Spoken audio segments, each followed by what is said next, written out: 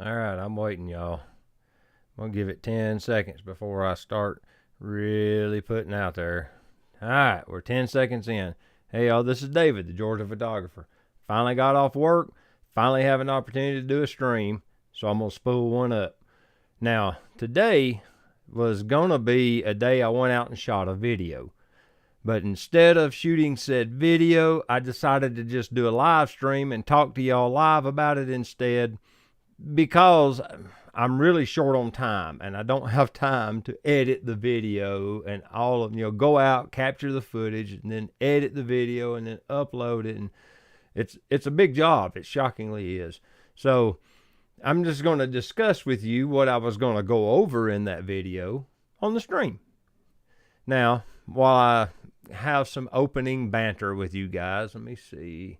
Let me open up my... I have here it is, chat. Let me pop up the chat window, see if somebody's here. All right, we can get out of this. There we go.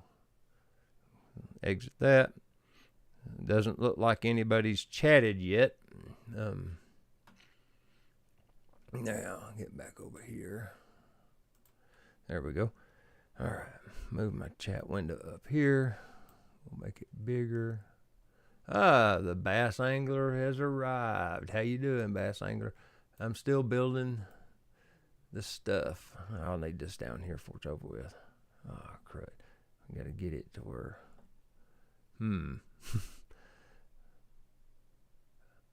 It'll work.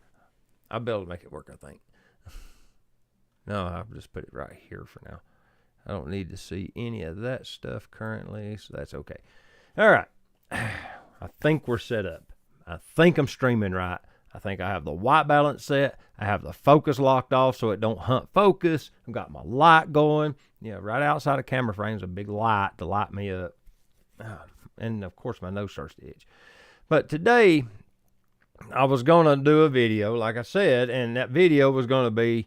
I've got 2 videos scheduled for a lens. Hassan loaned me a lens, this one right here, and I'm going to do a video reviewing said lens, and I also wanted to do a video comparing this lens.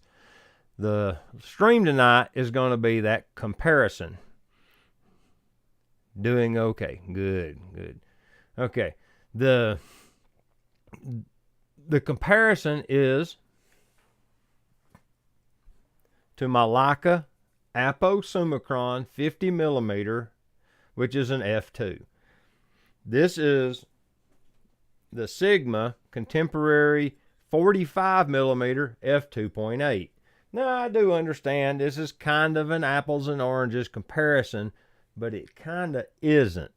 And that's what I want to talk about, is the fact that we as a society in the U.S. mainly, maybe it's this way abroad too, I don't know, but I know in the U.S. this is pretty common, is that the people buy the high-end equipment thinking it's going to, I guess, make them better photographers. I mean, I sit here holding one of those high-end pieces of equipment. I have no room to talk. Well, I have bought my ticket to talk. We'll say that. Point is that technology has gotten so good that to 99% of the people out there, this lens will produce images exactly the same as this lens. Now get this.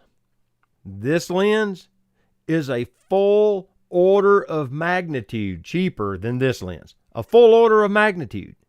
Look, let me just show you. I pulled up the website for B&H Photo for both of these lenses. You can buy them both brand new. And as you can see, the B&H site sells the 45 millimeter f2.8 for $549 brand new. Brand new. The Leica Apo Summicron SL 50 millimeter f2.8 spheric is $5,095 for a 50 millimeter f2 lens. It's a full order of magnitude more expensive than this one. And if I was to do a side-by-side comparison with the photos, you would be almost impossible, or it would be almost impossible for you to tell the difference between this lens and this lens on a 4K monitor, much less a 1080p, because the camera I'll be shooting it with will be a 47 megapixel SL2, but a 4K display is only 8 megapixels. So they're both going to be down-res to 8 megapixels. A 1080p display is only 2 megapixels. So you're down-resing the 47 to 2, or you're down-resing the 47 to 8. You will not be able to tell the difference. You would be able to print both of these photos, the same exact picture taken with both lenses, on an 11 by 14. We're not talking about ludicrous prints. For ages, a large print was 11 by 14. You could print both of these 11 by 14 and they would be indistinguishable from one another. That's the what do you call it? The reality that we live in now.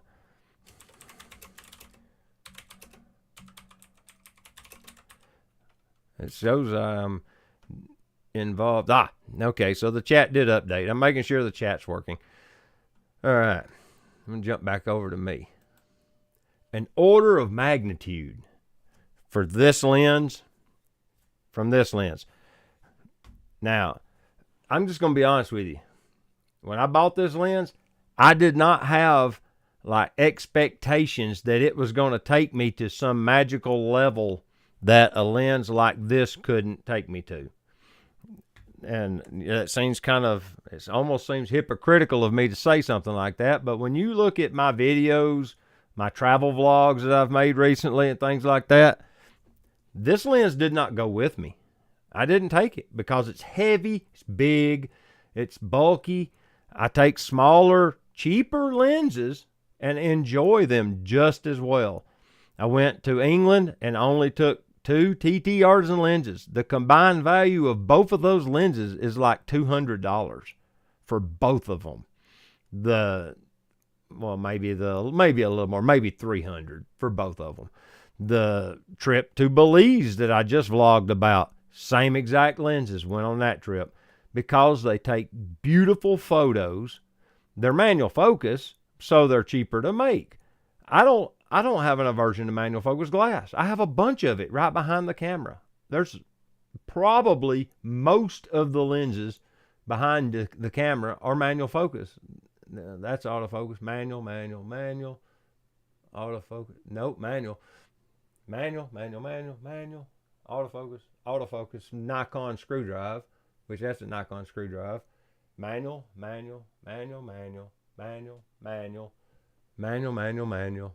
Auto.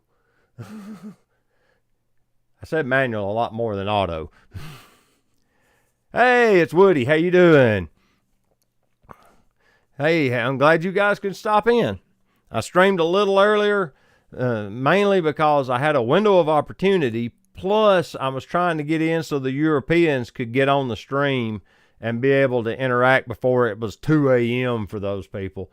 Because a lot of times if I stream at 8 or 9, it'll be 2 o'clock in the morning in their world. And I thought if I hop on around 5 or 6, that would give them an opportunity. It's 6 now. That would give them an opportunity to jump on for the stream for a few minutes, before bed.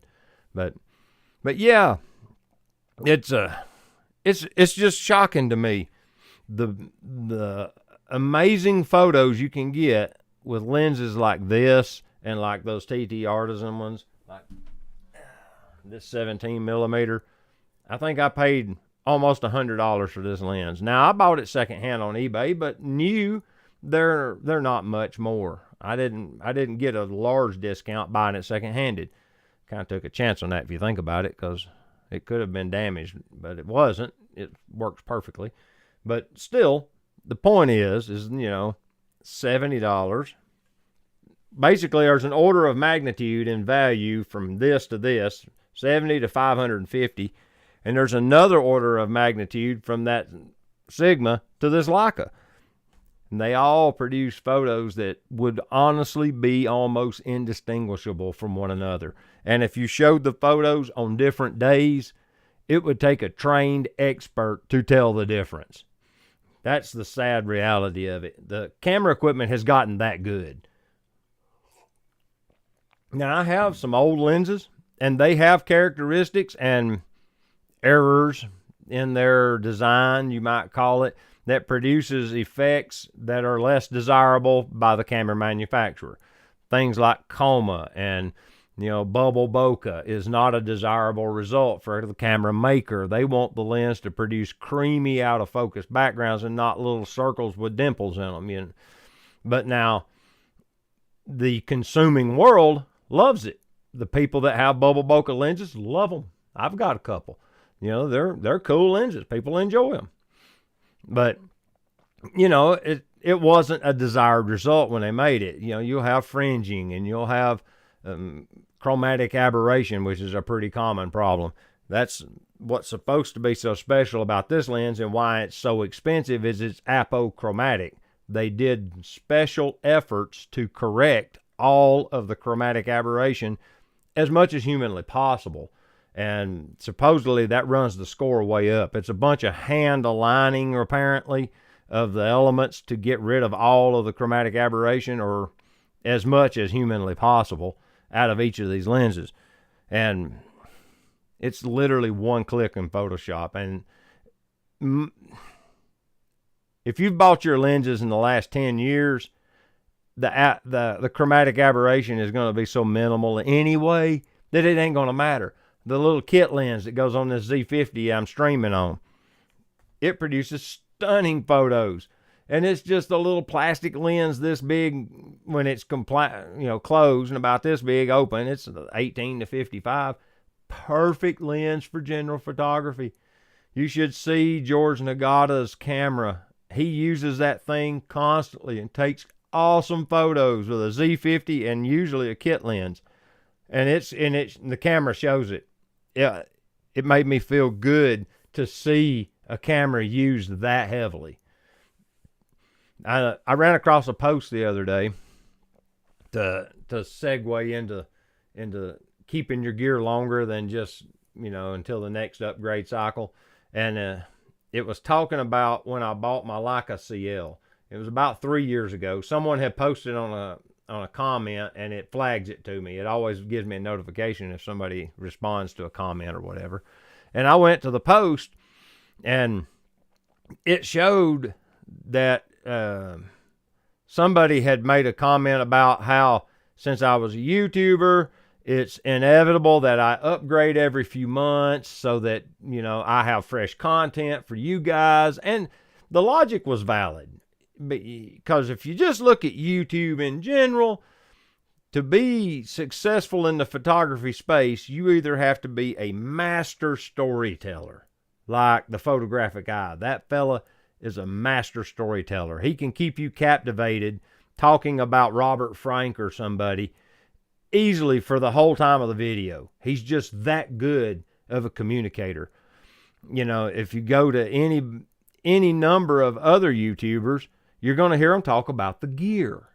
You rarely hear the photographic eye mention gear. It's just not in his wheelhouse. He's doing something different, but it's in the photography space. But he doesn't talk about equipment. And it's a valid reason. Ken's there. Nice to see you. And Eric. Hey, check that out. And Scott Patterson. Dude, you guys are in force today. That's awesome. I got to be super careful with my chat window. If I move it too quickly, it'll do weird stuff. There, I can move it over to here. Oh. I got to be careful. I got my streaming software right here out of camera frame on the computer, and so I try to make adjustments, and then there you go. What does it say? Finally linked. Thank you, Ken. Thank you for stopping by the stream. Mike Brown is that way on his channel. Cool.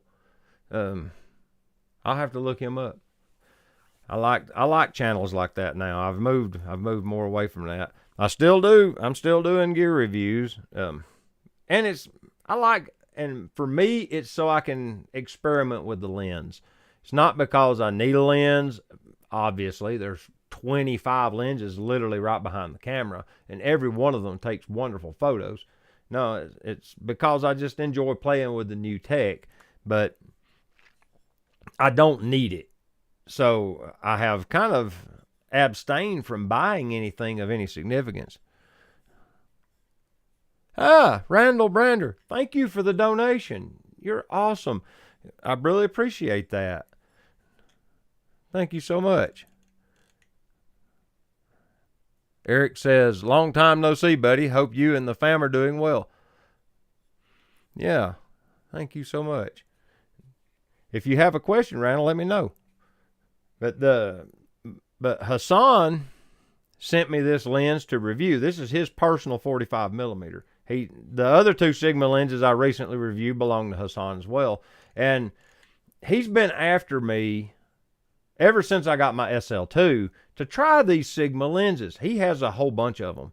And after I reviewed the other two, these are all the contemporary. They're not the art lenses either. The contemporary ones are wonderful. They're literally they're next level. Like the lens hoods have this wonderful attachment scheme that it has all the ASMR to it and everything else.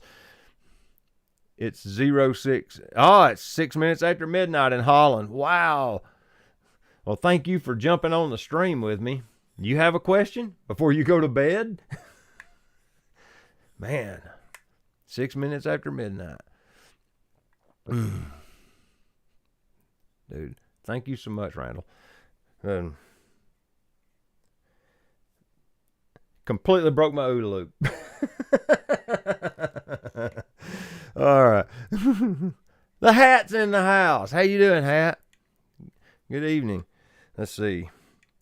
But what I want to say next, let me see. I got notes. Make sure I didn't overlook anything. Yes. Okay. What I was going to do is address the Leica part next.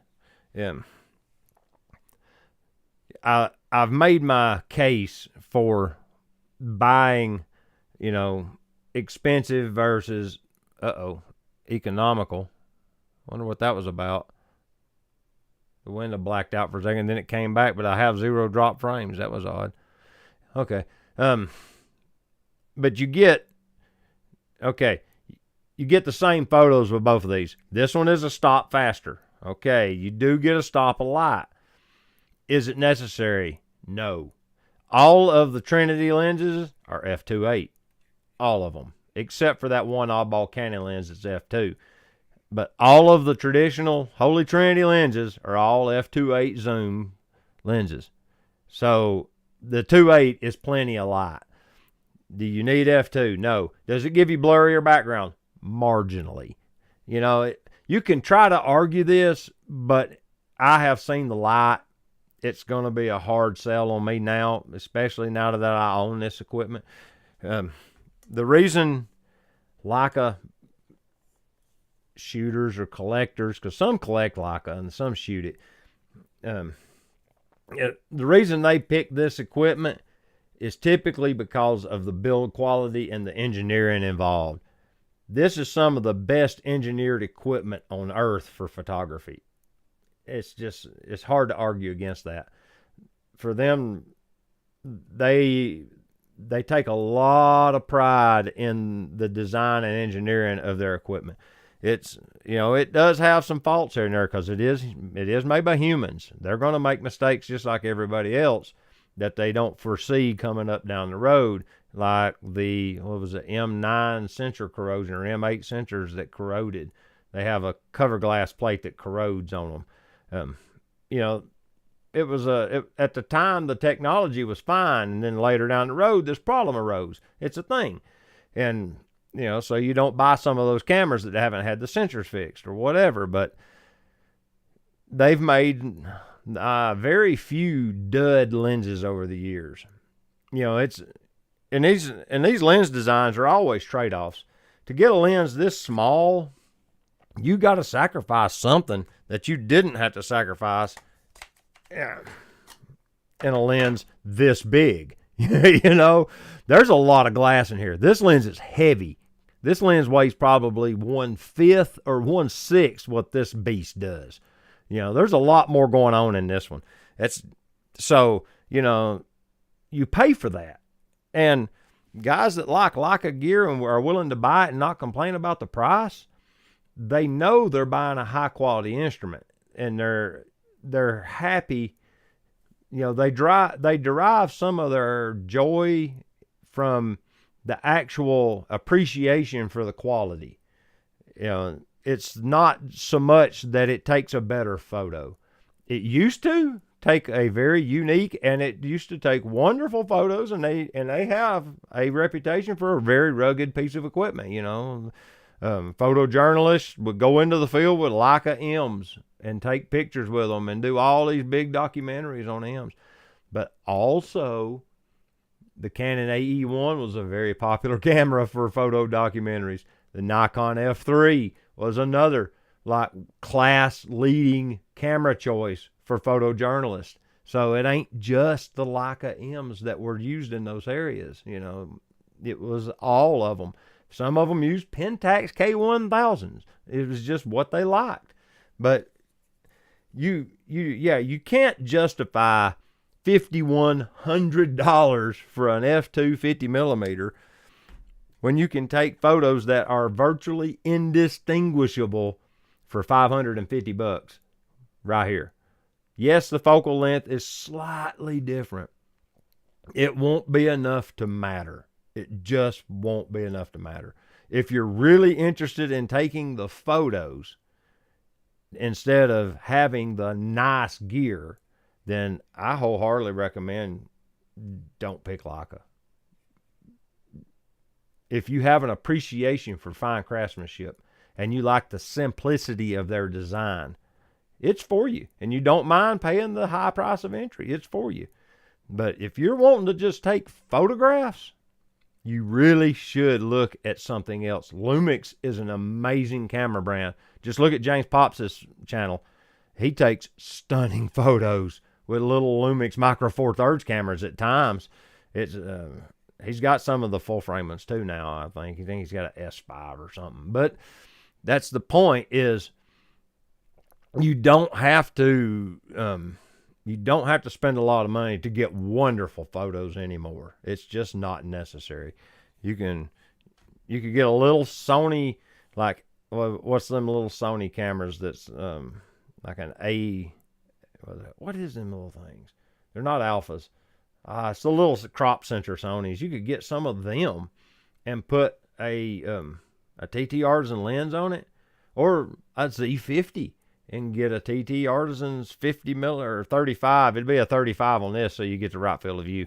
But a 35 f2 or f1.4, and it gives you the exact same field of view and background depth of field effects as a 50 f2 does.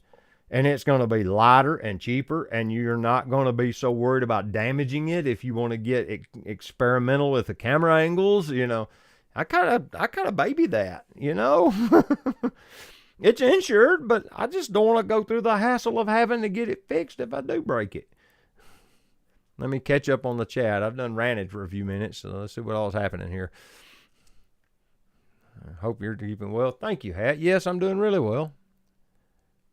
Oh, Hat upgraded from the XT2. You gotta tell us, what did you get? And Hat, I'm gonna stick to his conversation because I'm already seeing all of his notes. He says, $5,100, is it made of diamonds? I'm just gonna show you. We're gonna jump over to here. As you can see, this is the Sigma lens for $549. And we lost the audio, didn't we? I just realized the mic goes dead the moment I switch over. Great. Let me see. What about this mode? Nope. That left the mic on. Let me see. I turn this on now. Nope. Huh. It's always something. Let me just switch over and show you.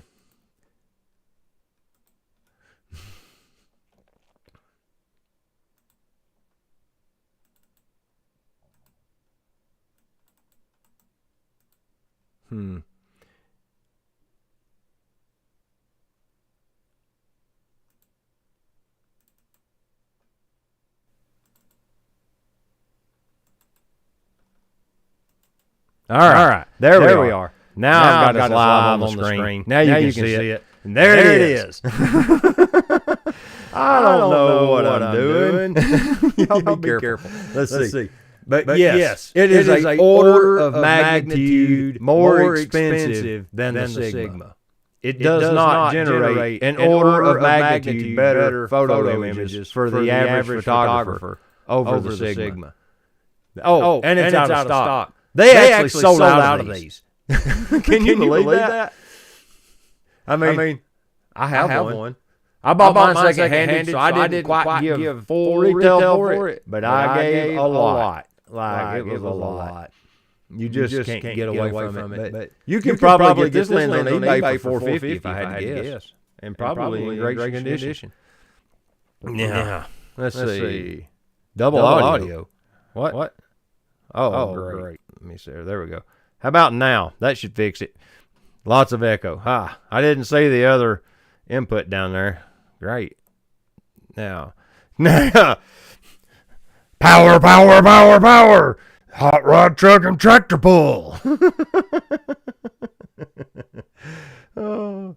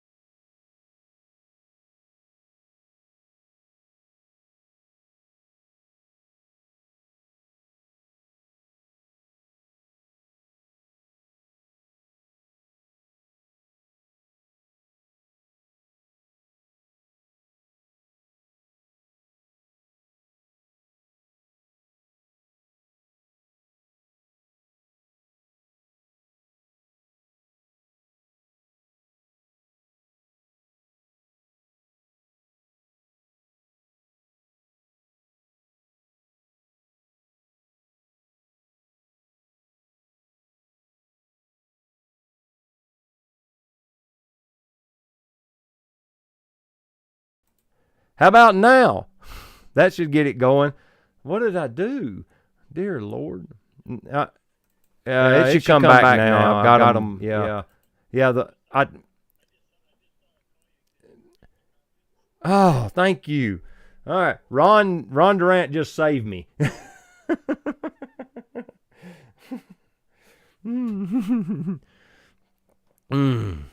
Let's see. Oh, yeah. Now I see it. Okay.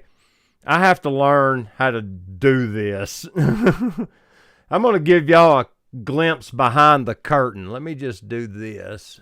Okay. And now let's go to this.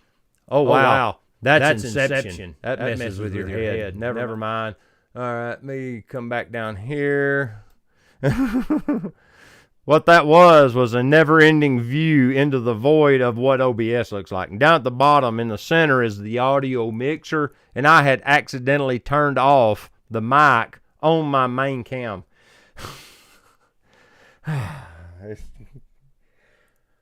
One of these days, I'll get the live stream right. One of these days. Oh. The sound of silence.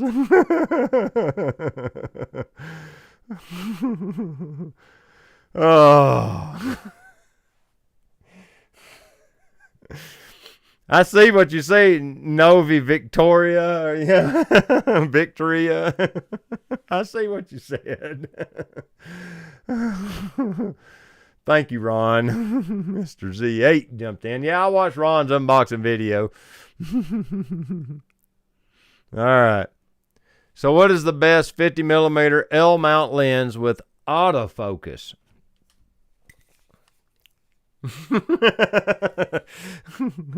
Honestly, I'm going to say that Sigma Contemporary lens in 50mm is probably the bomb. Because it's a Panasonic lens, or it's a Sigma L-mount Alliance lens, so it's going to work with Leica's tech.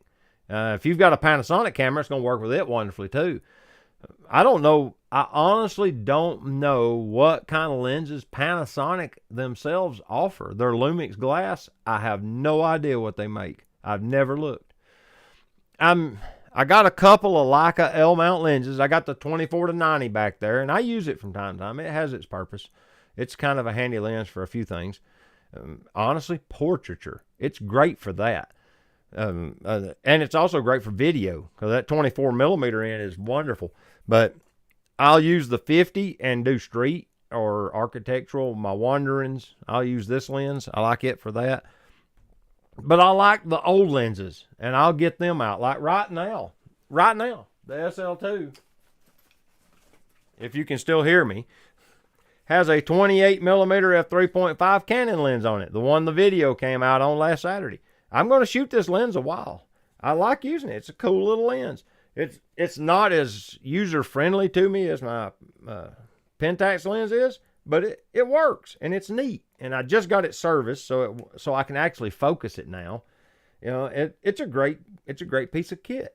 You know, so I'm just as prone to have a 40 or 50-year-old lens on my camera as a brand new one. But as far as autofocus goes, I'd look seriously at the 50mm Sigma Contemporary. These lenses are incredibly wonderful. They're well made. They're really, really well made lenses now. There was a time when Sigma glass wasn't all that great. That time is gone. That is not them anymore. It's a different company now. It's an aluminum lens hood, a machined aluminum lens hood. Yeah, I mean, it's got this really fancy ratchet latch assembly in it. It locks on. I mean, seriously, this is awesome. That click is beautiful. This is a well-made piece of equipment. And I've done photography with the 60mm Nikon. So you can get that 65. It's a little long and it's kind of hard. Everything kind of gets tight, so you have to back up more if you want to run a prime. But honestly, this 45 is a pretty nice idea. It's a little wider than 50, so it's easier to compose with. It has autofocus. You know, f2.8 is a lot. You can't, f2's nice. It is in low light if you're shooting in the dark or at night, but you just add another stop of ISO or half and half it with shutter speed and ISO. I mean, if you have a shutter speed floor, if I'm shooting like on the streets of a town at night, I'll probably be running 1/80th or 1/100th of a second because the SL2 has IBIS. So the camera will be still. You'll get motion blur from your subjects, but if they're standing still, it'll be sharp enough. It'll look good. That's how I normally solve most of that. And then I'll just let ISO have it because now I've went back to Adobe products and the Lightroom has that whole denoise thing where it basically will just about erase ISO noise. Unless it's just hideous, it'll clean it right up. Like, it shocked me how good it worked. If you just have an image that you want to be noise free that you took at ISO 3200, that will straight work. And they say that Topaz denoise software works that well or better. Let's see. Okay.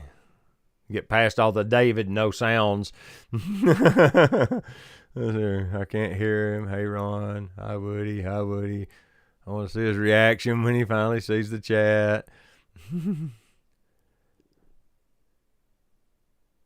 Keep the internet muted, but not the stream. I think I have now. Okay. I think we fixed that. Yeah, let me see. Yeah, I only have that. Thank you, Randall. I think I had his phone number. I was debating the 56mm Sigma Contemporary for Z-mount. Dude, do it. That will be an awesome lens. That's like on in the X family on Fuji. They make that 56-1.2. That lens is heavy, but man, does it take beautiful photos. Unfortunately, it's super long. I've shortened my focal length over the years. Used to be I liked 50 to 55, somewhere in there on a crop sensor. But now I have worked myself to the point to where I like 50mm on full frame and 35 on a crop sensor. And I've just gotten used to that composition, and I like using it, and it seems to work really well for me. It's long enough that it kind of gets me disconnected from the subjects, but it's close enough that I can get good resolution and good detail, and I don't have to really struggle around with that. Occasionally, if I'm on a crowded city street and I'm doing street photography, and it's a busy street, I'll have that. On the crop sensor, it's 18 or 17. That's like this one. That's like 28mm, because then I can capture more of what's happening. Instead of trying to zero in on one thing or one person, I'll get the whole. I would rather capture the ambiance or the mood or whatever the whole vibe of the area is instead of just one individual person. I like to photograph like that. Let's see. Got Randall says he's got the Sigma 56 APS-C for Sony and using an adapter with the Z. Love it. 56 is 84. That's a nice portrait length. Thanks, Ron, for the phone call. But see, what messes with you is this. It gives you the little meter so you can see that your audio's happening. And when you mute it, it just turns it gray. Well, when you click off of the screen, it turns it gray. So I thought I just wasn't clicked on the panel. Oh. Sigma 45-28 is one of my favorites. What Hassan says. This is his actual favorite lens. This lens. Not one like this. This lens. I have to be careful with this. The lens review will be coming in a week or two. I'm wanting to shoot more with it. I have really got to use it almost none. I have been so busy with work here lately and maintenance problems. We had a real cold freeze come through, And, well, everybody knows. If you live in North America, you know about the real bad cold spell that moved through the southeastern United States, and it froze and busted a bunch of stuff. We had a water heater in a camper that froze and split the casing on it, and I had to replace it, and it's been a bunch of stuff like that. So I'm kind of getting back in ahead of the curve. We're still working a lot in the machine shop. I made a whole bunch of errands today and went and bought argon for the welder and welding wire and stuff like that, but we're getting there. So I'm going to hopefully be getting back into regular content more regularly. Everybody that's watching this stream, I'm going to warn you now, there won't be a video this Saturday. And then that's because of all of the work and stuff here lately. I just haven't had an opportunity to build a video. Let's see. Ron Durant says, I'm paying attention, looking for some older Nikon glass for the D200 or D70. Dude. Let's see if I can reach it.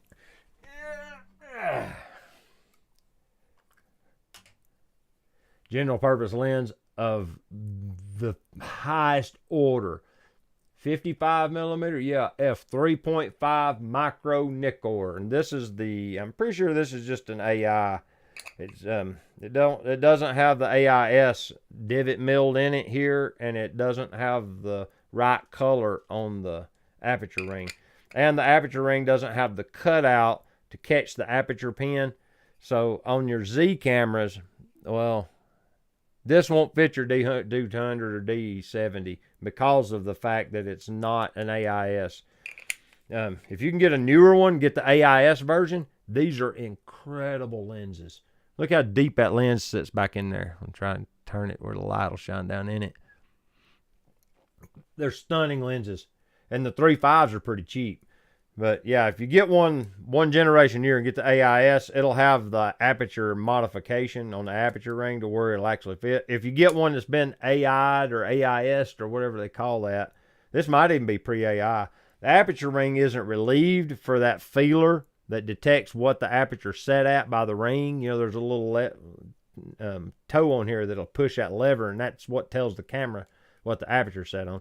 And if you put this lens on that camera, it'll bind that little lever, and it'll cause problems. The reason I know that is because, oh, sorry about that, of this lens. It's the same era. And you can tell these lenses because the highest aperture number will be blue. But if you'll notice, there's a little, get it back here. Let's see if I get up closer and I focus on it. Oh, going the wrong way. There we go. Right there. You can see where I've machined a notch in it so that the little aperture feeler can be picked up by this, and it'll actually adjust it and tell it what the aperture is. I just stuck it in a milling machine, wrapped it in paper so it wouldn't get chips in it, and I hand machined that notch in this. Because this lens was like $70. Well, it's a 105 micro Nikkor, and it's like a f4. Takes stunning photos. I've used it for product photography ever since. Used it on the D810. Once I made that mod, I shot on the D810 for a long time. Takes wonderful images. But that's how I found it. Was when I put it on my D810, that aperture lever, it was binding on it, and I wanted to mod it so that I could use it. But yeah, it's kind of a butchered job, but it works. Allows it to fit now. But yeah, the 55 f3 f2.8, the 55 f2.8's a wonderful lens. You can always get the 28 f2.8 AIS. It's sitting right over there.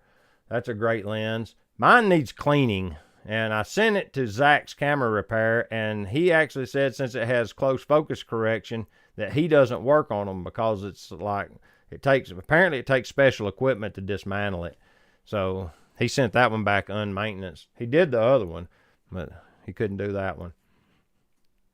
If y'all have lenses that need servicing, Zach's Camera Repair does wonderful work. He's cleaned my Zeiss Icon film camera.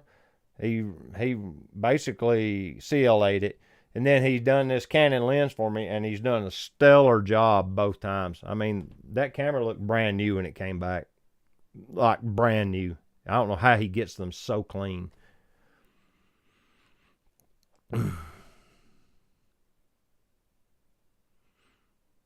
Let's see.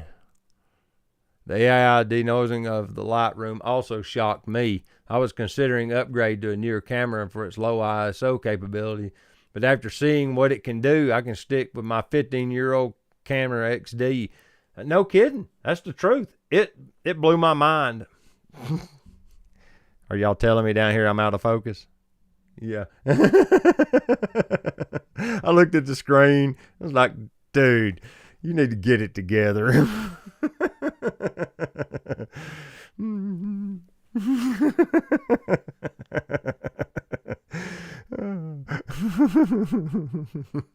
Okay, back up to the chat.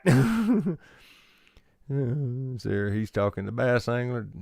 Hassan trying to reintroduce the modern version of silent film. Oh. We've been doing pretty good. I have dropped 0 frames this stream. That's a very, very special thing for me. The internet has a lot of freedom in it right now. Randall Brander says, last freeze we had here in San Antonio, my outside faucet was leaking and I saw the most beautiful icicle that reached the ground. Yeah, but those are the forbidden icicles. You don't want to see those. As you know, once it thaws out, it's back to work. I didn't say with all the audio chaos, I went with a ZF. Oh, Hat got a ZF. Awesome. I really want one of those cameras. I've been kind of sitting on my hands about getting one because I can't honestly justify it with the quality of the equipment I'm using. If I sell the Z50 and get the ZF, it makes sense because I'll press the ZF into service in place of the Z50. And the Z50 is so small. It is compact and it does work really well, but it's almost too small. And if I get the ZF, I have to get the grip. I need the extended grip. That's the nice thing about the Z50 is the grip is just barely big enough for me to use it. But I've gotten to where I got to have a grip. I've got a grip on that CL up there. And, of course, this SL2 has one. It has a really nice one. It's great. And I've actually used this camera enough. I've actually abraded the rubber on the front or the leather or whatever this is. I don't know. I guess that's leather. I'm not sure. Probably is. Who knows? I'll take pictures with it. But, yeah, the ZF is a definite want. It's not a need. I don't need it, but I do want it. But that's awesome. And you got the 24-70 f4 and the 51.8S. You're scored right there. You're set.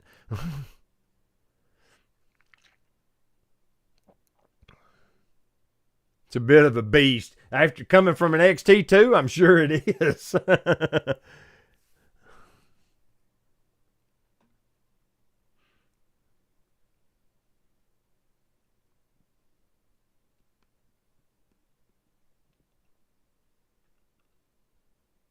David, you need to readjust your autofocus. Okay, yeah, I'll fix that.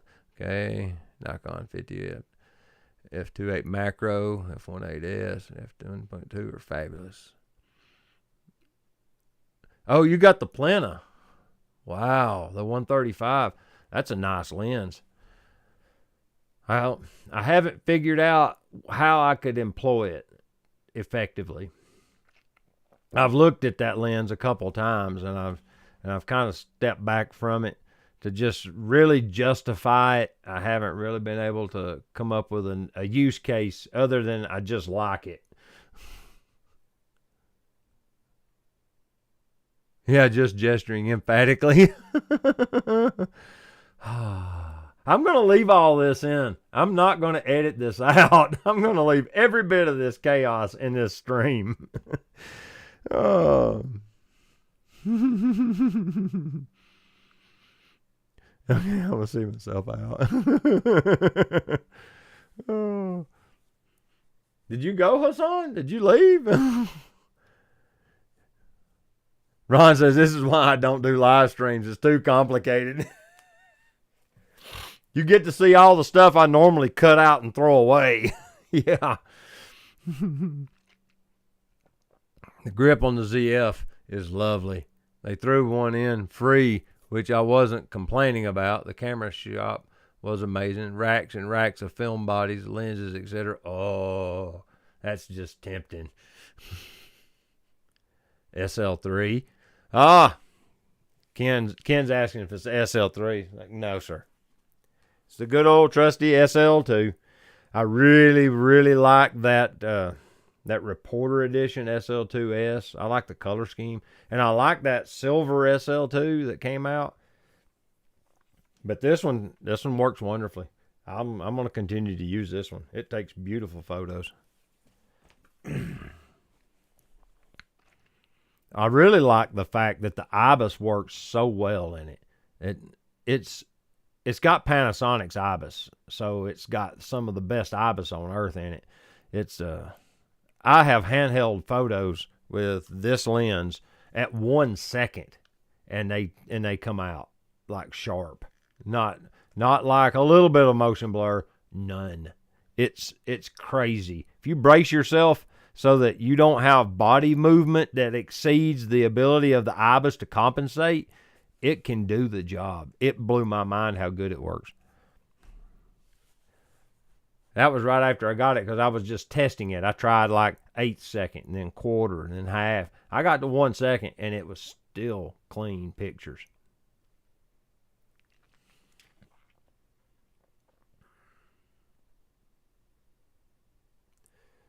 Randall Brander says, I like the Nikon grip on the ZF, but it's only sold in Japan. No, you're doing it wrong. Let me show you what I found. We'll go here, and then we'll go here. You love that ASMR on that keyboard? Yeah, here we go. Yeah. Now let me just switch over and hopefully there's still audio. This is on eBay. And they have all these colors you can pick from. You know, these are pretty. They got and it looks to me. Let me see if I can get the right angle. Let me go back to the main one. You go here. That's an Arca Swiss plate built into it. So it's Arca Swiss compatible from the looks of things. Yeah, that looks good to me. I don't know if that's plastic or if it's real wood. It says it's wood, but you never know with stuff. These are probably from China. But it looks good. For $65, I mean, there's a different color. Man, they put a bunch of pictures up. Wish they showed the back. They didn't. But you know, what I did here, close that out. Was I just searched for Nikon ZF grip. These things are rife on eBay. There's a bunch of them. Don't take long to find them over and over. But yeah, you can get them without having to go to Japan pretty easily. That's a different one. It's got a shallower grip on that one than that one. Yeah, but yeah, there's grips, so you don't have to go to Japan. ZF is amazing, heavy, but the image quality and autofocus speed is staggering. That's something that I wanted over the Z50 here. Is the Z50's autofocus is good. It is good, but it's not really fast. It'll dial right in, especially with that 500 phase Fresnel. And I don't know if it's because it's that focus motor in that phase Fresnel lens is so big that it's it's taxing the focus control system in the camera or what, because that's kind of an amalgamation. That's not something that was ever intended to be put together. That's an F-mount lens, number one, passing through. It's meant for the D500, which has the D5 focus system in it. So it's kind of a, what do you call it? It's a hybrid, for lack of a better term. It's a hybrid, but It works, but I think with that ZF, it would work way better. You got a new processor, to maybe 2 generations new processor. You got more processing horsepower. You got a hotter battery, a bigger battery with more ampacity, so you get better, photo life. Everything about it would just be an improvement. It's full frame, so I do lose a little bit of that crop factor kind of zoomy stuff, but I do have a 1.4 teleconverter I can stick on it. So I can get the same field of view with a full frame. I did it with the Z6 when I had it. I even compared them one time, and you really couldn't tell a difference with the camera and lens straight coupled or the Z6 with the 1.4 tele added in. They still looked about the same. You really couldn't tell much difference.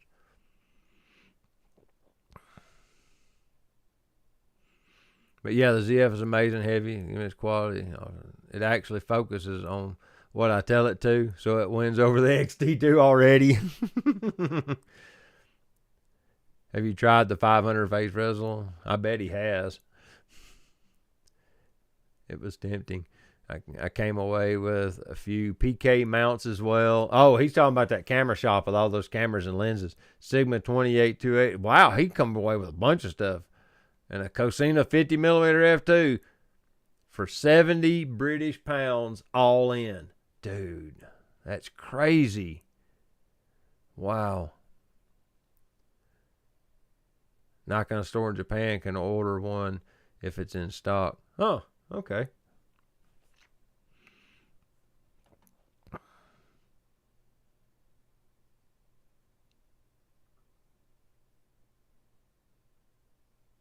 Wait a minute. The SL3 launched? I didn't know that.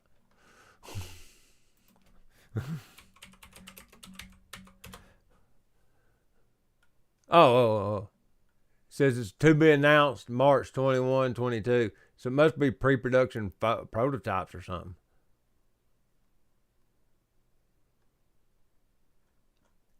Well, it's due because they just came out with all the special edition SL2s. They always do that right before they drop the next generation to maximize their profitability on the current generation. They'll do the two-tones and the Safari editions and all of that, and then they drop the new one. Yeah. Okay. Oh, the price tag will be under 8,000 euros. There you go. That's what it says up here. Wow, 8,000 euros. Man, that's crazy. No launch yet. No. Says they're going to announce it March 21st, potentially. That's what Nikon or Leica Rumors is saying. March 21, 22 must be some kind of launch event.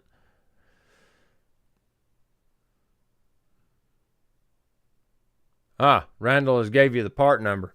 The ZF-GR1. Not yet. I'm still setting the body up. I will, though, and make a video. Setting the body up? What does that mean? Dude, the moment I get a camera, I put a battery in it, a memory card if I think of it, and I screw a lens on it and take a picture or two with it.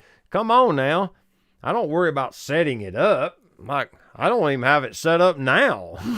Years later. I did a software update the other day, and it erased all of my dadgum. I forgot it would erase your presets, your camera presets.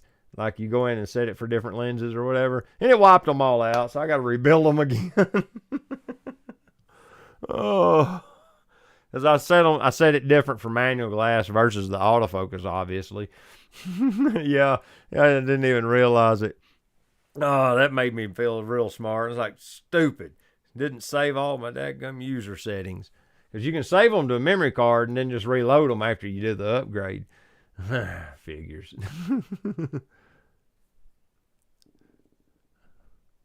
Richard Billum probably will get a review of it.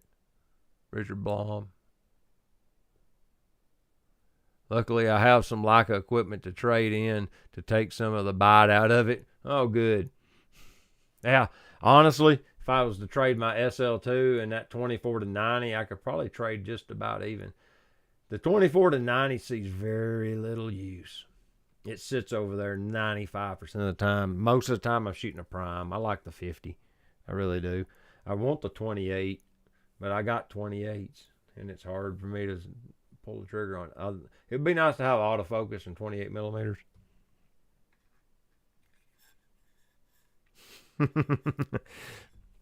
But yeah, but I'll probably shoot this SL2 for a while. I like it. I've finally gotten used to it and how it works. And if they remount buttons on the SL3, it's just going to be frustrating for me to have to relearn all that again. I've gotten to the point in my life where I don't want to have to relearn where all the controls are, because they move them around when they come out with a new iteration of something. And that's not just Leica, that's everybody, you know. And that's just kind of a hassle for me. I just ain't interested in doing that. I would like to be able to get a new camera exactly externally as the last one, so that I know where the muscle memory doesn't have to be retaught, you know. Oh, okay. Let's see if I can do it with my finger here. Over here, there are little green lights right there. That's a battery charger station. It's right over there, and I can see the lights, and they're flickering because of the refresh rate of the lights and apparently the frame rate of the camera. Richard Bloom. Oh, okay. Yeah, him, and most likely Thorsten Orgard. He'll have one too. I like Thorsten's reviews. His sing-song accent is kind of soothing to me. I enjoy listening to him talk.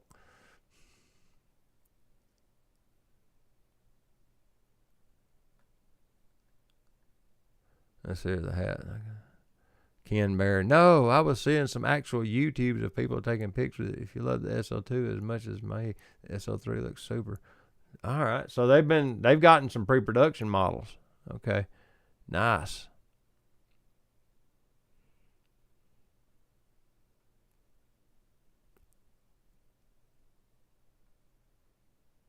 I'm catching up. This is happening pretty fast on this chat. There's been a lot of chat happening today, y'all.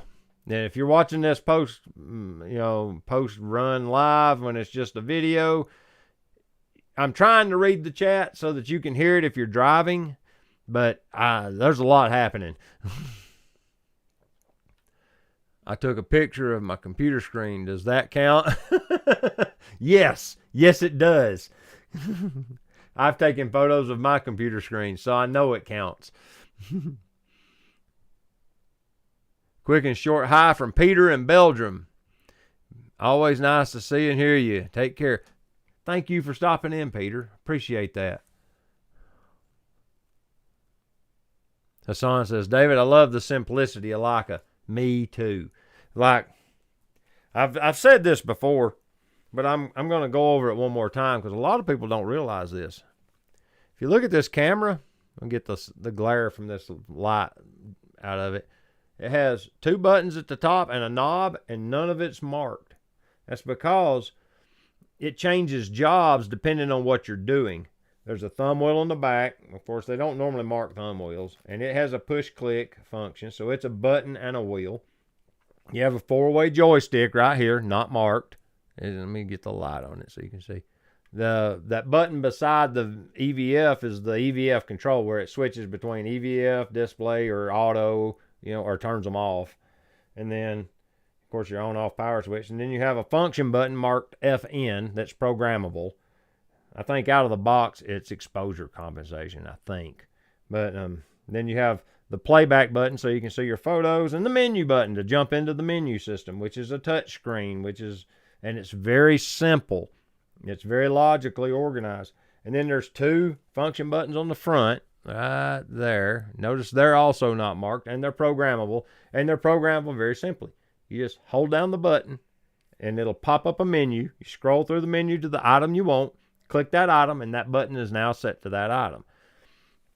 If you save it as a user setting, it'll recall that information, and it's easy to pull it back up. It's you don't have to look and read what the buttons are. You don't have to see what they are to figure out what's going on with them. Does that make sense? Yeah, and there's not many of them. because you really, when you're out shooting, don't need that many of them. Now, I've noticed Phil, and I think Ron does it too, or it might be Tim. They'll set up like 2 focus options on their cameras now, and one button will be to where they can actually use like eye detect autofocus and all of that sort of thing. And the other button will switch to like single point autofocus. If you hit that button, it does that, you know. And that's kind of handy if you're doing like wildlife and you've got static wildlife moving around and you're trying to get them, but they're in a like cluttered environment. So you want to switch to single point so you can just put it on their face and dial in on them real quick. That, you know, there's a use case there. But for me, I don't do that. If I do wildlife, I run single point the whole time. I don't trust the autofocus system to pick the thing I want it to focus on. It seems like every time I've ever tried those autofocus systems, it always picks something else, you know.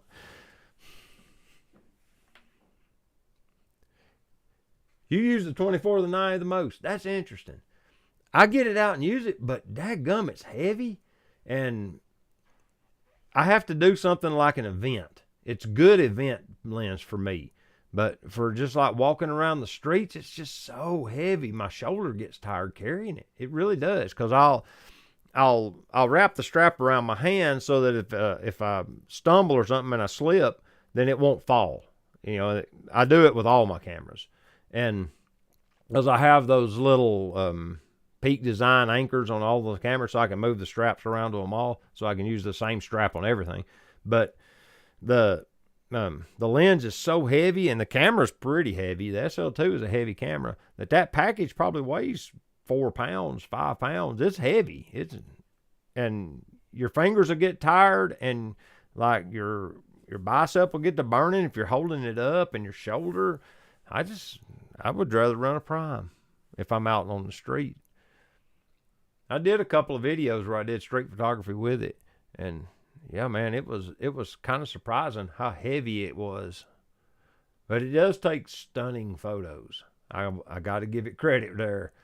And it's fast on the focus, since it has that whole dual focus motor thing. It focuses like that quick. It's impressive. I don't know if I could go back again and pick a different one instead of that one. I don't know that I would pick the 16 to 35 instead, you know, and because that would give me street photography kind of and landscapey sort of stuff. I think I would use it more.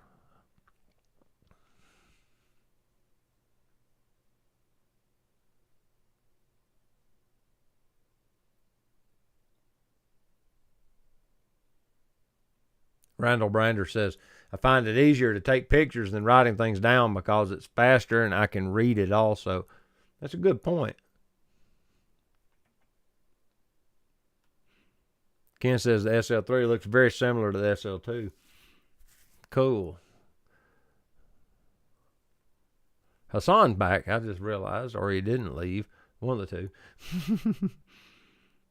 So here Ken says, the Q2 and the SL2 and the Q2 monochrome are pretty much the same. The Q3 has moved the buttons as a result of the tilt screen. Oh, they put the tilt screen off the Q3 on it? Okay.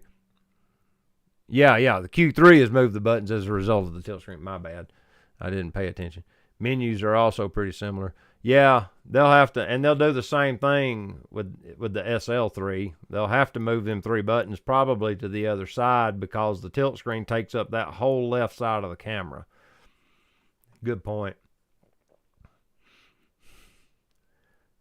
The Hat's browsing lenses. That never ends well. You know, Hat, you need to just put down the keyboard and back away.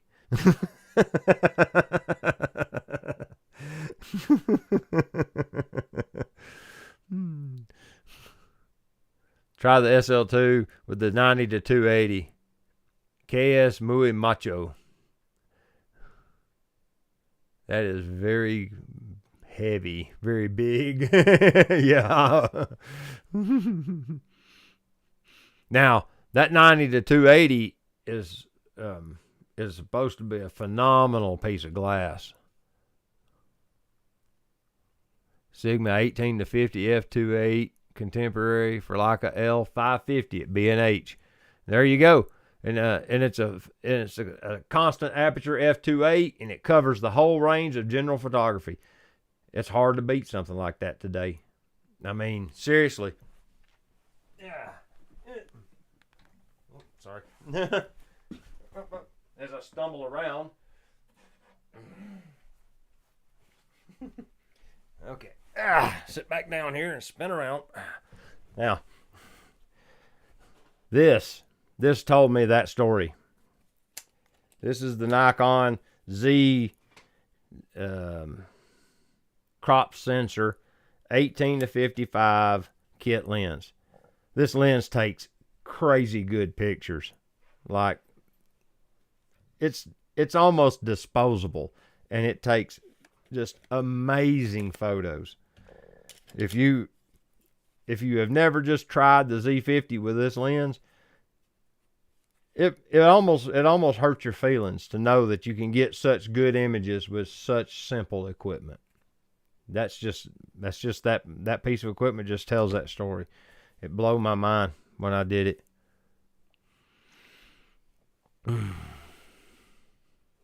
Yeah, it's a bit busy. Got a lot going on and trying to listen to the live stream. Okay, good. You need to let me know when you need this back, Hassan, because I'm going to shoot with it heavily over the next week or so. That's the plan, at least. I'm hoping to put a review video together by a week from Saturday, if I can make it happen. That's the plan.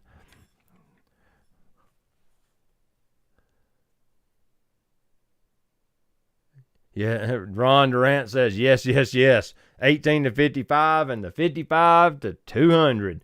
They're both DX lenses, so they cover crop sensors, and they're small and compact, and they take stunning photos.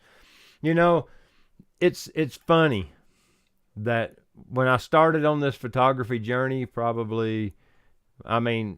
interchangeable lens camera photography journey, probably at this point, a good 15 years ago, however long it was, that I would sneer at like the D3300 and the two kit lenses that you get, and like they don't do really well, and they're so plastic and not made of aluminum or brass or whatever, and not high quality glass, and they have tiny little lens elements.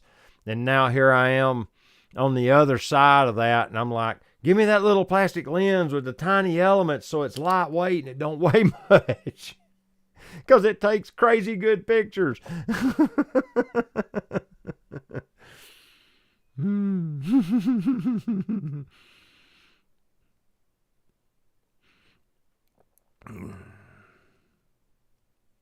Let's see. Ron says you can get both of them $105 used for the pair. That's incredible. Ken says metadata of the pictures shows limited number of photos past 200 millimeters. I just got the Lumix F4 7200 to see if it works as well. But really much lighter than the 90-28. Yeah, that Leica lens is heavy. I'm assuming the Lumix lens is probably either aluminum or plastic, to where the Leica will be brass, most likely. And the aluminum is just a lighter metal. Is it inferior? In some applications, and under heavy use, it'll wear faster. But under normal recreational photography, it'll last for decades before you see any real degradation in quality. They anodize the threads and things like that, and that anedoic layer is at Rockwell 70 on the hardness scale. It's as hard as diamonds, so it doesn't wear very fast. It takes ages. Like you see these boys in the Middle East with these M4 carbines that's been in this desert, and the finish is wore down to shiny metal. You got to understand how much abrasion that firearm has seen. It's a lot. Like, a lot. It's like it's been sandblasted for a long period of time to get it to that kind of level of abrasion. And the anechoic layer is not necessarily worn away. The color impregnates the surface of the anechoic layer. So depending on Type C military hardcoat is even thicker than the color. So even though it's shiny, it's probably still got an anechoic layer, which is still providing protection. It's kind of neat how that works. Hat says simplicity is often the key. My favorite images that I've ever taken are with my old Pentax KM and the 50 F17. Yes, neither of which are anything to really write home about, but they work, and you enjoyed using them. So if Nikon, Randall Brander says, if Nikon isn't coming out with the Z6 III, they will probably come out with the Z50 Mark II or the Z90 APS-C camera. Yeah, the Z50 is getting long in the tooth in their ethos now that the upgrade cycle has increased some. What with electronic being them trying to do it like every year, they're not letting models string out very far, but the Z50's been out 3 or 4 years now. I don't remember when I bought mine, if I bought it before or after the SL2. I had the Z6. I think I had the Z50. I did. I had the Z50 before I had the SL2. I bought it for video before that. I was going to use it strictly for video. And I have since gotten much lazier, and I don't use an SLR or a mirrorless camera for video anymore. I just wait for this huge production piece of equipment. This. This is the whole video rig. I will shoot off-camera audio. I have those little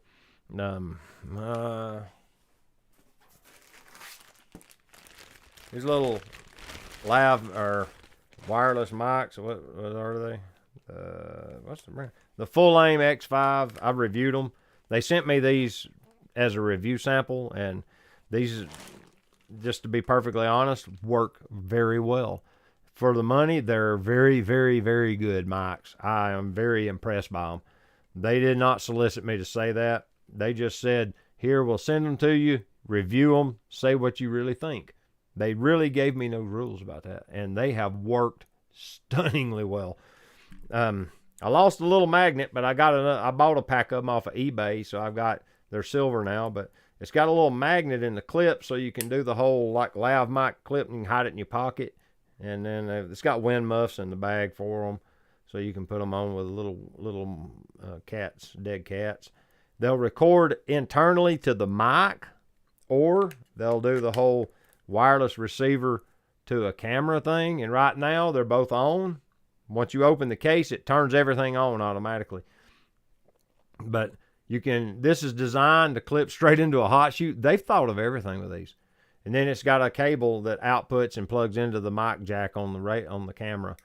And you can pipe 2 of these mics into one camera. It's kind of neat how that works. It works really well. I have learned a lot about camera audio preamps or whatever, or audio processing in cameras by using these that I did not know about before. Like the Z50 has a more tinny sound than the SL2 does, because I ran these mics on both of them, and I was kind of surprised at the difference in audio. Like it sounded like 2 different microphones when it was actually inside the software and the camera processing or the electronics. But yeah, that's my whole video rig. It's the Gen 1, might be the Gen 2. I think it's the Gen 1 DJI Osmo Action. It's got rock steady stabilization. The only reason I bought it was because my GoPro was failing. The button on the GoPro quit working. And I didn't want to buy yet another one because I'd had that one less than a year. This one's lasted 2 or 3 years now. I bought a couple of batteries for it. I bought knockoff batteries. Works great. It just works. But yeah, this is a great little video camera. Almost all of my video footage is shot with this now. Almost all of it. Sometimes I wished I had like this, because you can do things like focus pulls and stuff, but because you can't get really close with that. That's the drawback to those things is if you get inside a couple of feet with them, then you're not in focus. It's just kind of the way the game works.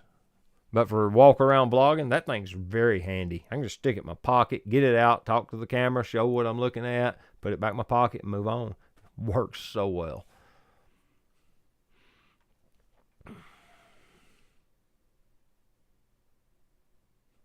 Randall says, my Z50 is used for my puppy cam. Ah, you got one down low to the floor? That's pretty cool. Now, I got something else. I'm not gonna not gonna recirculate what all I've said, but what I was gonna do was share some things with you that I've got laying here. It's just a couple. When you do ham radio, you get these little cards. They're just postcards, but it's got their call sign and usually something that's relevant to the area. This one has his picture or here, and then it has a little bit of a note. And what they're doing, this is called a QSL card. They use them to confirm contacts in amateur radio. And normally you trade information like the antenna, the radio you use. He's got them checked off here. The contact information itself. And then since he sent me one, I'll send him one back. I have my own. So every time I get one of these, I will mail one back. Occasionally I'll proactively send one or two out, but not a lot of times. Most of the time I'll reply to QSLs. It's it can become a chore if you're not very careful with it, but like they'll come in and you'll see like this is, you know, and the cover art just has to be whatever you want, you know. I think that's pretty cool. I like that one.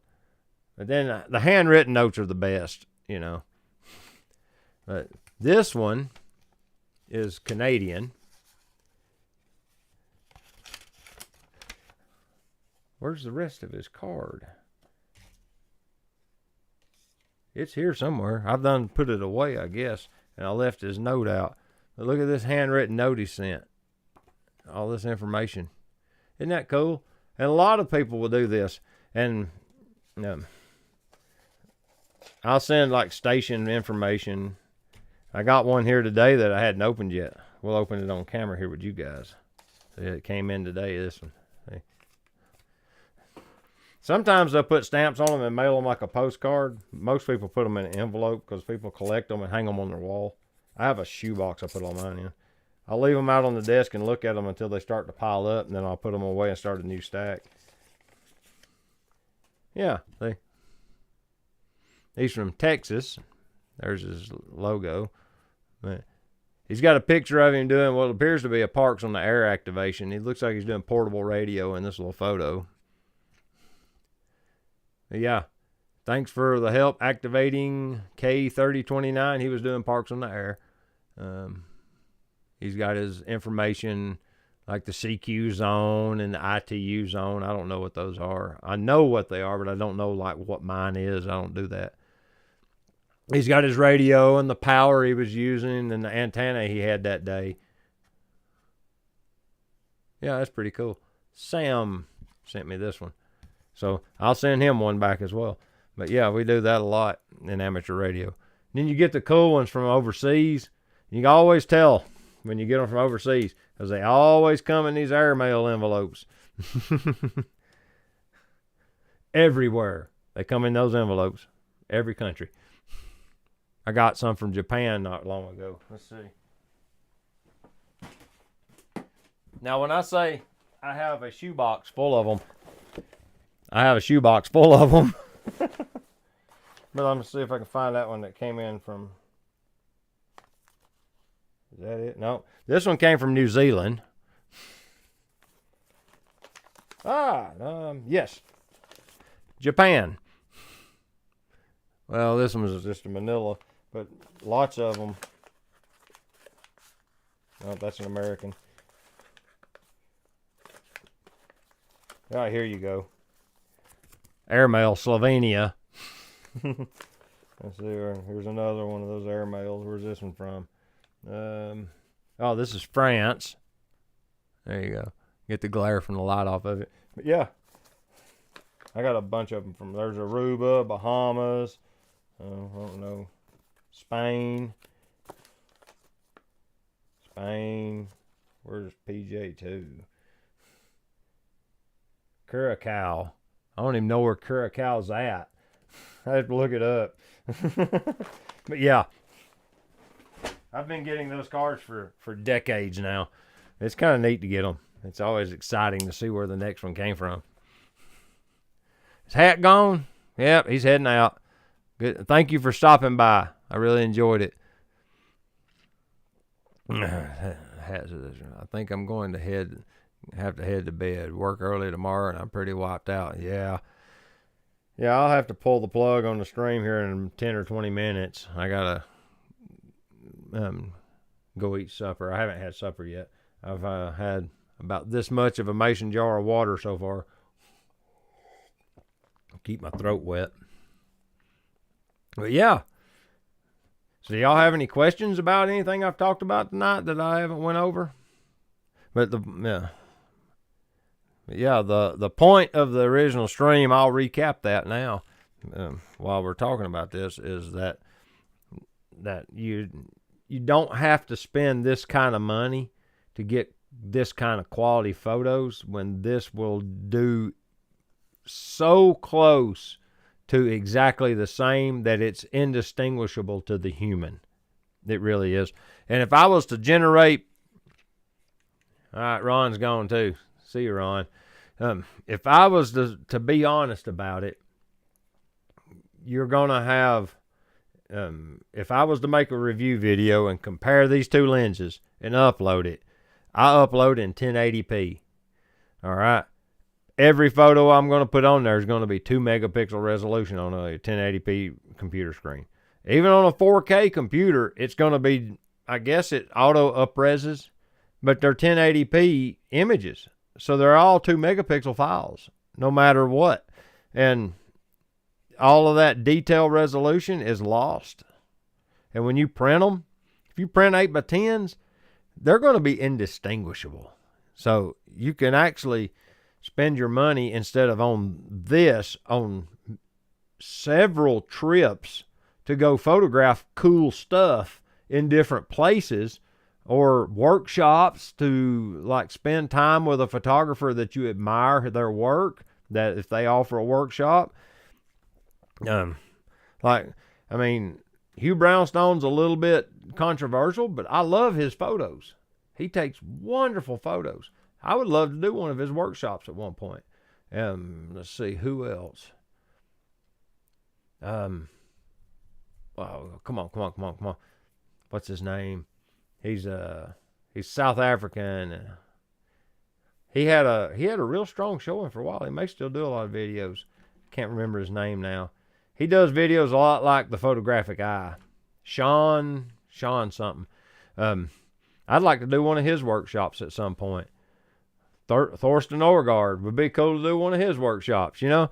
And you could spend that money doing workshops and enjoying your time with your equipment, or you can spend all your money on a piece of hardware and stay home and look at your lens.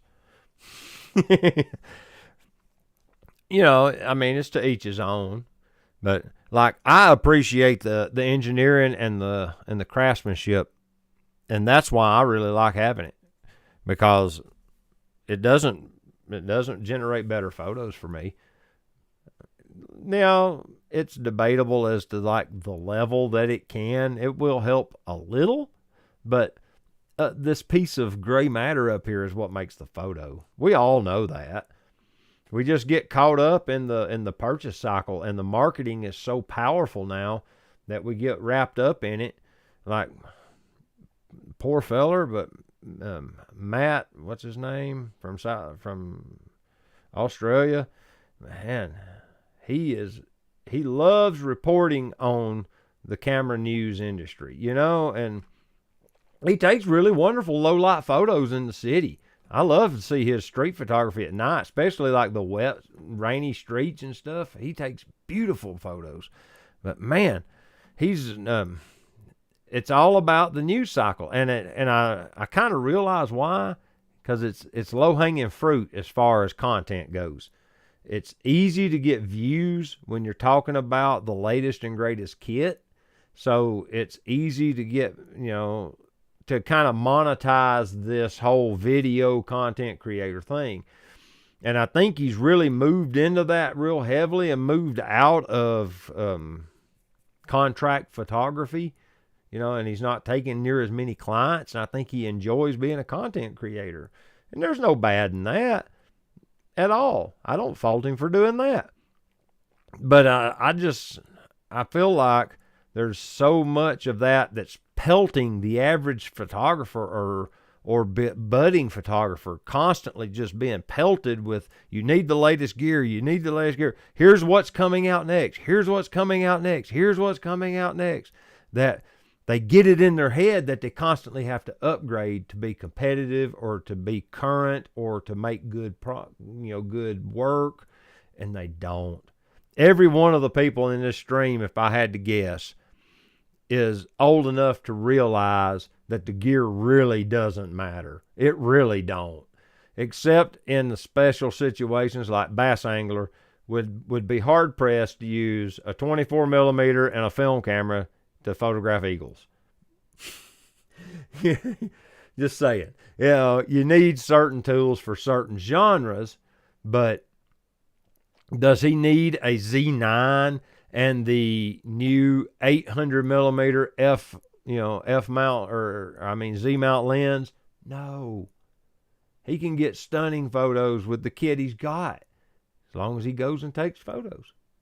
It's just the way it is.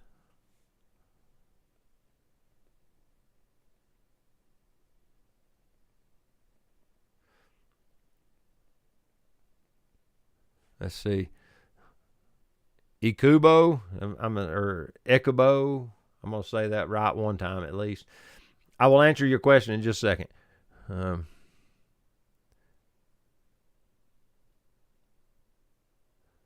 I see. You got two questions. All right. I'm rewinding back to catch up on the chat.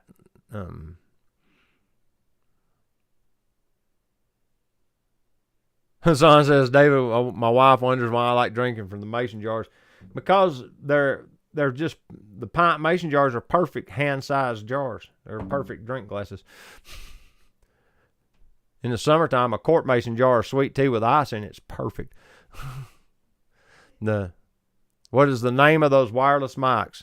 It's Full Aim, F-U-L-A-I-M, and I think they are the X5. Where'd I lay them? Right here. Yeah, they're the X5. I have a video on my site. You can search for Full Aim, F-U-L-A-I-M, and you can see the review I done on them. I set them up in different places. I did a deal where I walked away from the camera to see how far you could get before they started breaking connection, and they're impressive.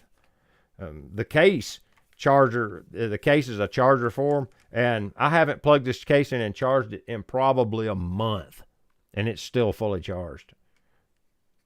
And I've used the mics a couple of times. On a couple of videos, I've mic'd up with them. I'll stick it in my shirt pocket with the magnet. If you look at the videos close, you'll see that little round silver magnet. And I'm using one of these, and I'm recording to the mic, and then you download it with a USB-C cable. It'll actually turn the mic into like a hard drive on Windows, and then you can explore it and find the files and just copy them, drag them right out. It's easy to use. They're very user-friendly. It's only got two buttons on the mics, a power button and a record and a stop record button. You hold it down, it starts recording. You hold it down again, it stops recording. They're dead simple to use. I thought there was going to be a big learning curve. The only problem I have with them is you need a Ziploc bag to carry all the accessories.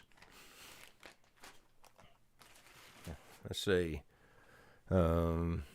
Active Truman says, well, that's the question I just answered. He was the one that said, what are those mics?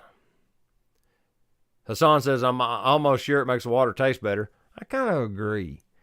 Glass has less of it imparts less flavor and odors into the water as plastic would. Plastic will absorb odors and it'll impart that to the water. So there's probably some science to that. Let's see. Hold that thought. Hassan says, okay. Ichabod says, where is that picture taken on the wall? The one here is of Flagstaff, Arizona. There's a ridge or a hill just outside of town, and on that hill is an observatory, and it's part of like the University of Arizona or something. I don't remember exactly, but we were on a trip and we passed through Flagstaff, and we were there 2 or 3 days because we went to see the Grand Canyon one day, and we went to see some other thing one day. You know, we went to see some sights, and we kind of home based out of Flagstaff. And one night, somebody in town just happened to tell us, oh, the observatory is open to the public tonight, and they've got all the telescopes pointing at celestial bodies, and you just go up and go look at them. We went up there, and sure enough, they were doing it. And we saw all sorts of interesting stuff. We saw galaxies and all these weird star formations and all sorts of nebulas. And they had all sorts of stuff that them telescopes was pointed at. But I just happened to see that from this walkway going up to one of the telescopes down the hillside. So I just set up the tripod and got the camera out and done it's a several second long exposure.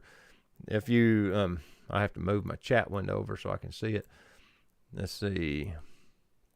So, I can't point it out, but let me see if I can get my hand in frame. Right there.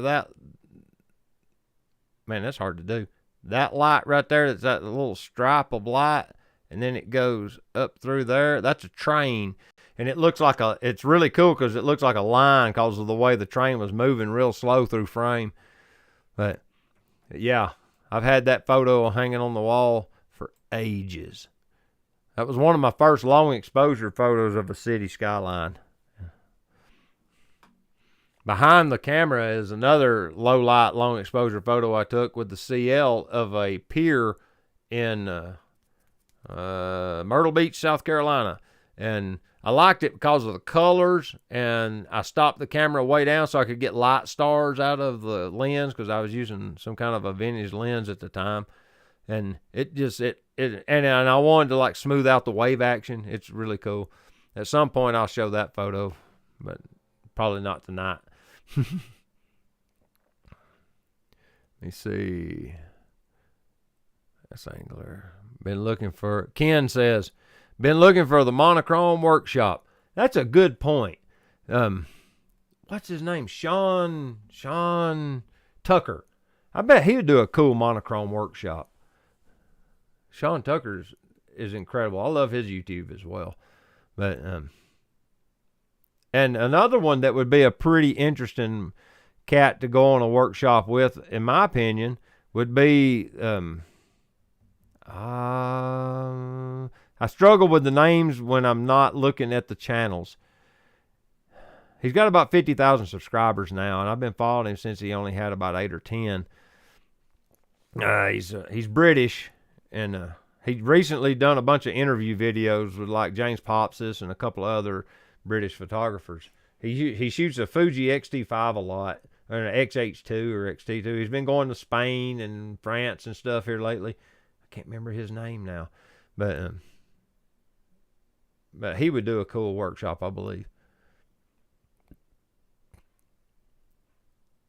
Would love to see an SL3 monochrome. I'd love to see an SL2 monochrome. SL2S monochrome, because it'd be 24 megapixels, so that would give it large photo sites, so it would already have good ISO performance. And then removing the Bayer filter array would just turn it up to like 11.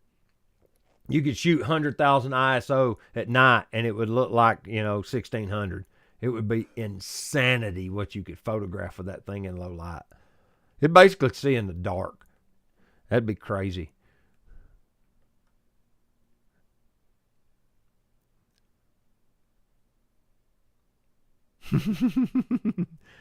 Bass Angler and Hassan going back and forth.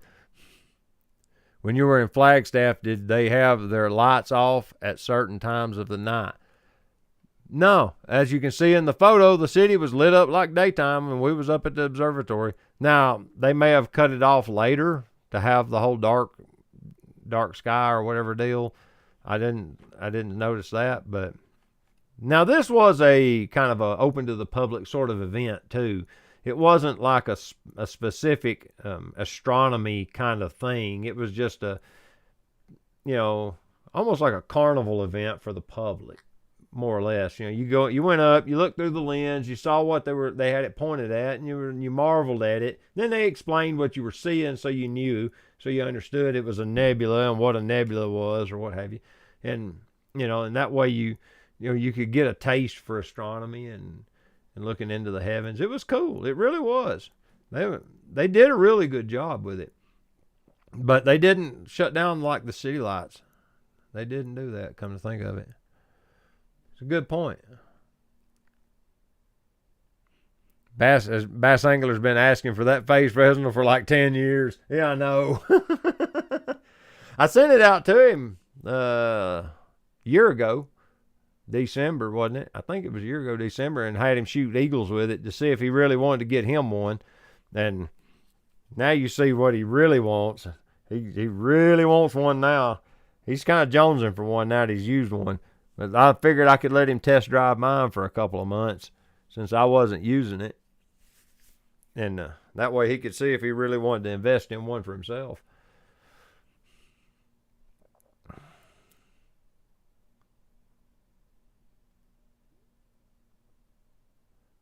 Just watched him. Sounds like a Littlefinger from GOT TV series. Yeah. I can't. I can almost remember that other boy's name. I probably can't. Probably can't dig it up on YouTube.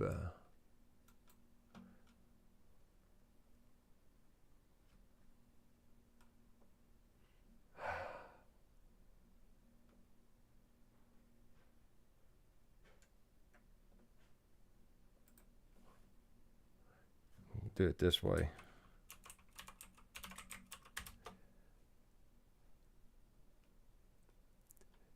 Thomas Heaton's workshop would be cool, but I'm not super into landscape anymore.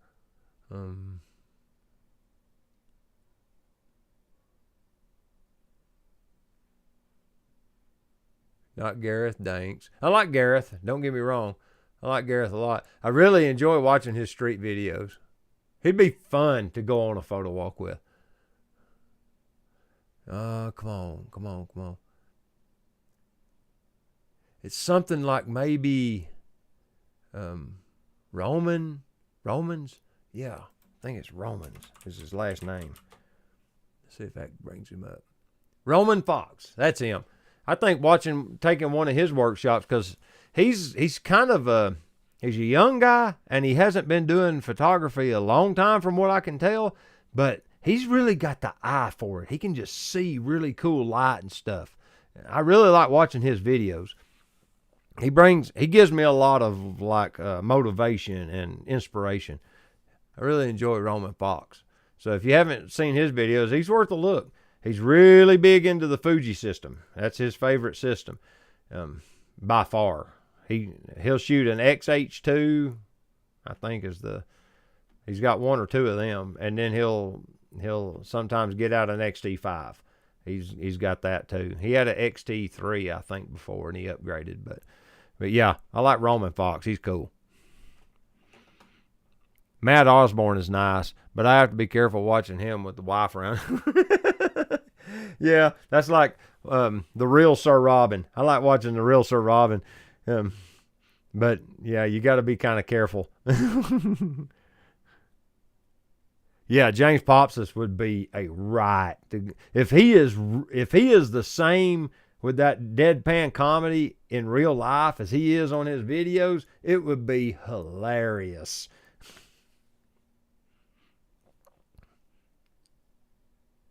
I thought about hosting a workshop, but I'd have to go somewhere. There's not enough downtown in Chattanooga to warrant one. Bass Angler says, I like Martin Castine for landscapes. And I just have to be honest with you. Martin has something special. He's got something he does with his photos that just makes them ethereal. That he can take just a very plain scene and turn it into this work of art. He's got that gift. I don't know. He'll say that it's not special and that anybody can do it, but just to be honest with you, he's on a different level. Like, way different level. It impresses me to watch, especially his landscape stuff. And yeah, he'll drag out like an old 5D, you know, and the kit lens or the nifty 50, and he'll go take these incredible landscape photos with it. Yeah, Martin's a great channel. He does have the eye. You're right. It's insanity what he can do. The hat says, I was going to go to bed, but it failed. I started repairing a lens instead. That's another video, once I get settled down a little bit, that I'm going to set up and actually do. I have I think it's a Jupiter that, it's an old Russian Jupiter lens. It's all in Russian wrote on the lens. I think it's an F50 F2, and it's an M42 mount. But it's super dirty. It's been sitting down on the bench in the workshop for a year or so now. And I finally got all the little tools to take the lens apart with, and then I never took the lens apart. So now I can set up a camera and actually, I want to do a real-time video without edits of dismantling, cleaning, and reassembling. And then, and just put it to music and play it so that you can watch it or you can not or whatever. But, you know, and I'll monologue like I always do. I can't shut up, so.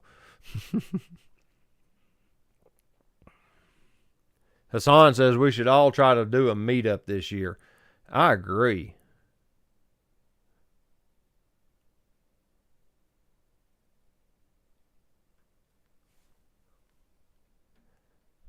Hat says, ha ha ha ha, I just got a Jupiter 8 on M39 in the repair queue.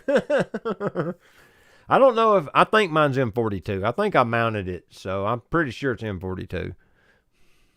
Ken says, come to Boston. I've been to Boston once. It was kind of humbling, just to tell you the truth. Being an American, it's a humbling experience to be at that that governor's office where they stood on the balcony and read the Declaration of Independence, and where, you know, the Boston Massacre happened, and they have the marker. You know where all that started. It's a very humbling place to go there. But I'd like to. Boston's a beautiful city. We did a tour, and the downtown area is real pretty. Very photogenic.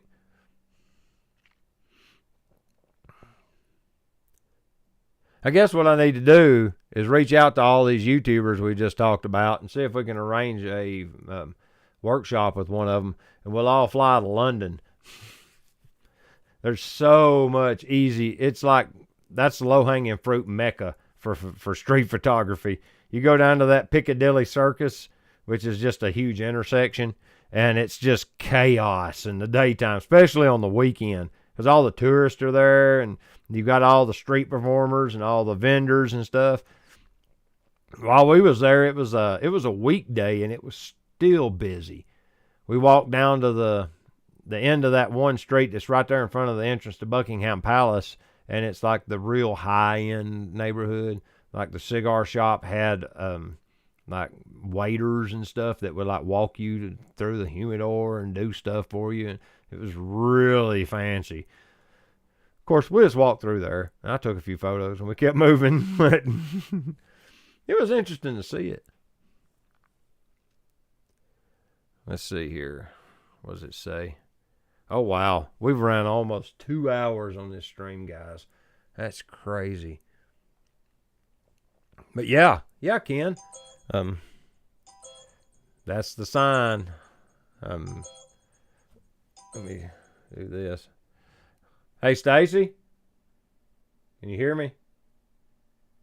No, he's in the far other room. All right. Well, shoot me an email, Ken. We might can work something out with Boston, because that's a unique place. It's not New York like everybody else does. You know, it's a different location, so it's something interesting.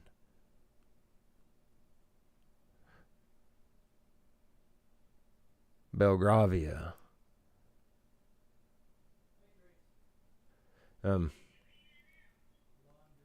But I do need to get out and I need to start working out my workshops and getting a schedule put together, because I need to teach somebody the stuff I've learned at some point, and get together like-minded individuals and things like that.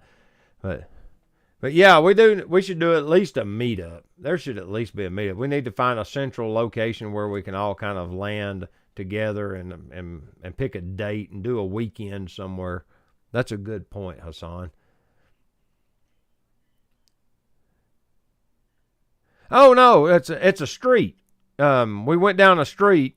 I don't remember exactly. We went by the real fancy grocery store. I don't remember the name of it now. It seemed like it started with an F, like some guy's name, like Fords or Fornums or something. It was some kind of fancy grocery store.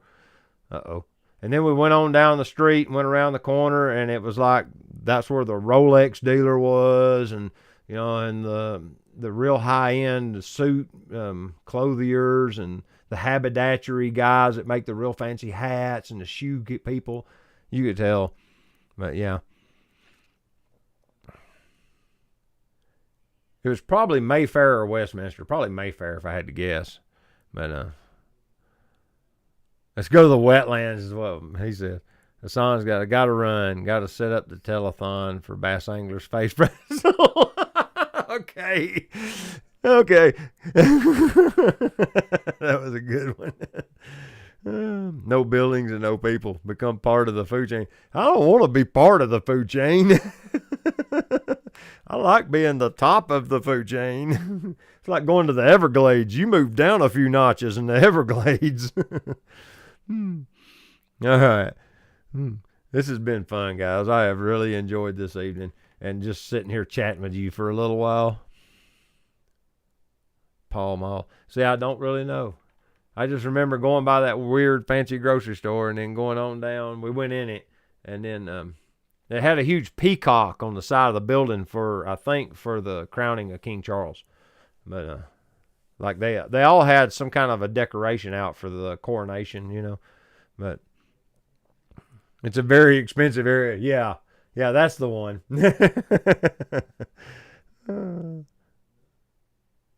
I like that my food does not choose me. The mosquito and that Alaska state bird. Yeah. Them in Florida compete for that.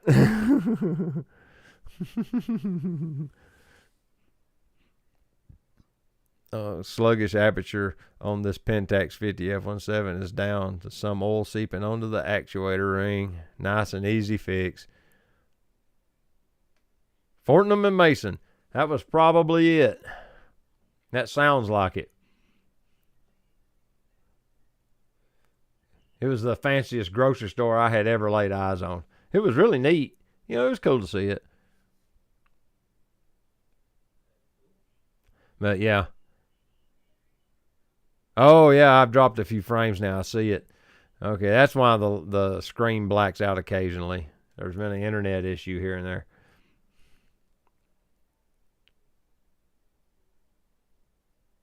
Nothing better than seeing cougar tracks when you're walking out knowing that they were tracking you. That's not cool. All right. Okay. I'm going to wrap this up, guys. We're at the 2-hour mark. So this has been David, the Georgia photographer, and I really have enjoyed this stream, guys. Where the Q used to be, where the Queen used to buy her tea bags and washing powder. Huh. That makes sense. Because when I saw it, that's what it looks like. Yeah. That does, yeah. But I'm going to sign off here and go in here and get some supper and get my stuff ready for tomorrow because I got more machine work to do. And hopefully tomorrow evening, I'm going to go out and do some photography. So with that, this is David, the Georgia photographer, and I'm going to tell you to get your camera out and go take a picture with it. And until next time, y'all stay safe.